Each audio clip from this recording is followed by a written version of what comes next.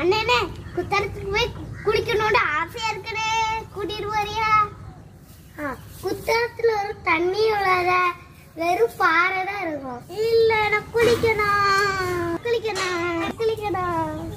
அதான் நான் ஏதாவது ஐடியா பண்ணு.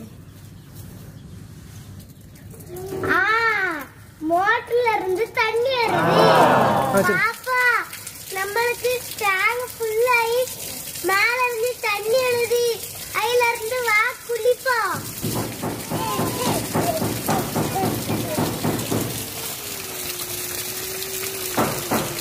பாப்பா குத்தாத்த அருவி வெளியே இருக்குல்ல.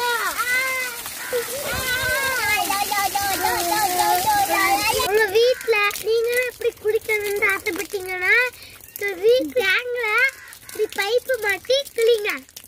குட்டையிலே தெரியிருக்காங்களா?